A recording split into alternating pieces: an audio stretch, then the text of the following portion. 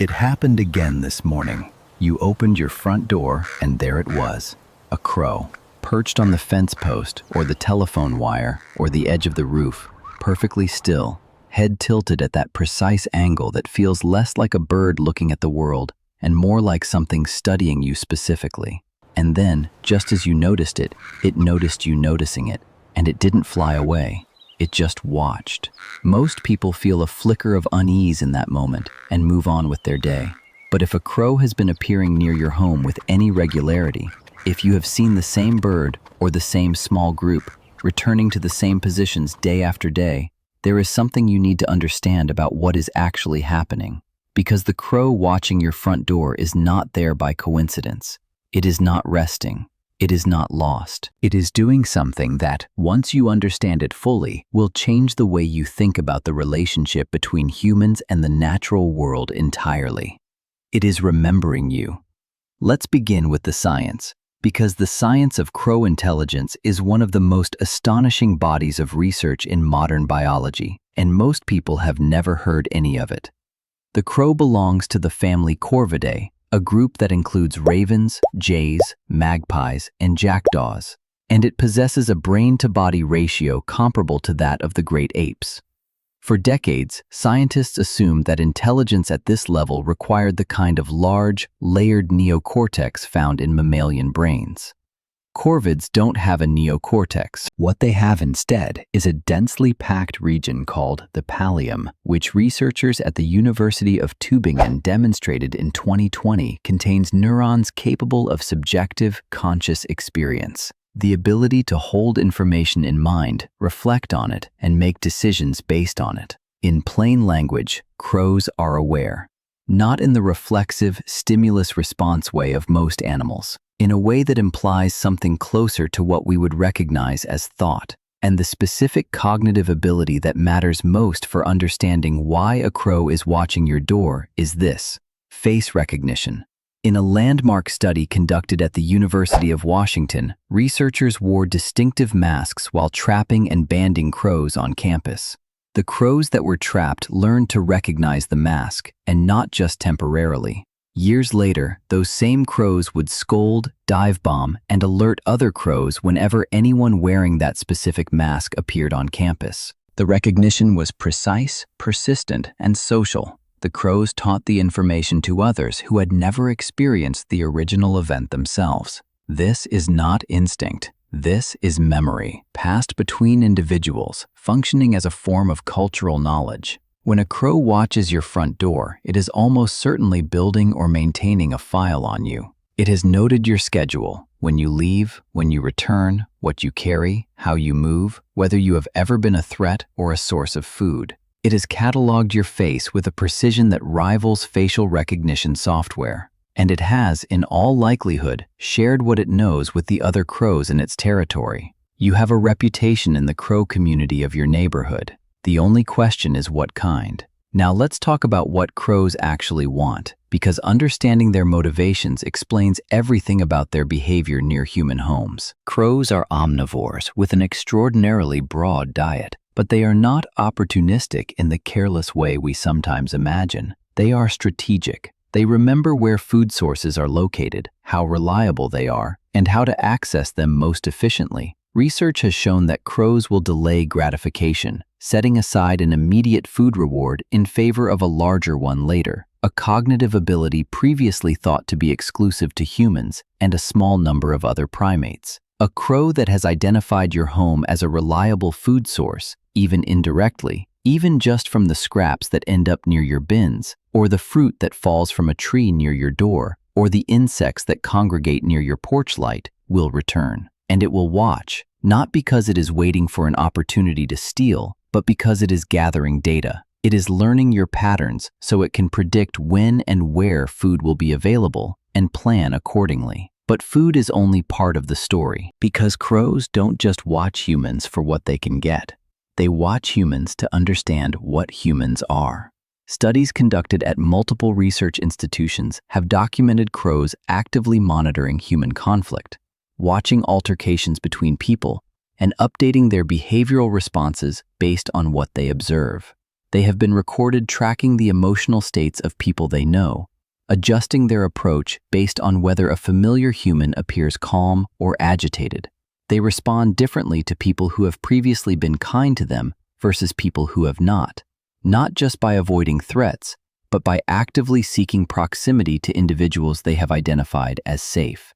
This is social intelligence of a kind that biologists did not expect to find outside of primates and a handful of marine mammals.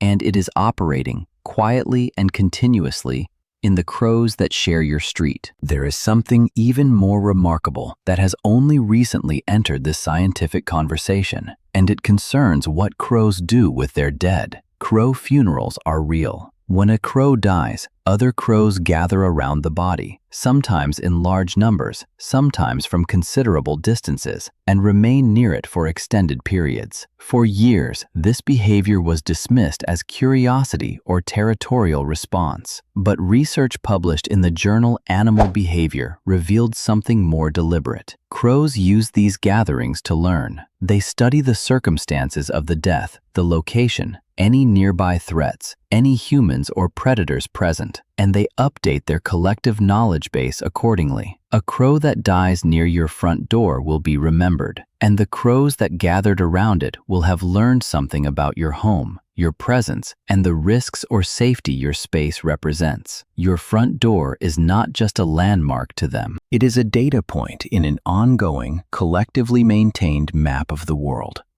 Now, what does it mean specifically for you if crows are watching your home? The most common explanation is the simplest. Your home is near a reliable food source that crows have identified and are monitoring. This is not a problem. It is a compliment in a way. It means your environment supports enough life to attract one of the most intelligent animals in the urban ecosystem. But there are more specific readings worth considering. A single crow returning consistently to the same position near your door and appearing to watch you in particular is almost certainly a crow that has had a direct interaction with you or someone in your household, positive or negative. It is maintaining a relationship, observing you the way you might observe a neighbor whose behavior you have learned to track. A group of crows gathering near your home with vocal, agitated behavior is a different signal entirely. Crows mob threats, hawks, owls, cats, and yes, specific humans they have identified as dangerous. If a group is making noise near your home, something in the immediate environment has alarmed them. It is worth looking up or around to understand what they are responding to. And a crow that brings you something, a small object left on a surface near your door or dropped near your feet, is doing something that has been documented in enough cases to be taken seriously. Crows have been recorded leaving objects for humans who have fed them consistently: small stones, pieces of glass, fragments of metal. Researchers who study this behavior describe it as a form of reciprocal exchange, the crow returning something in acknowledgement of what it has received.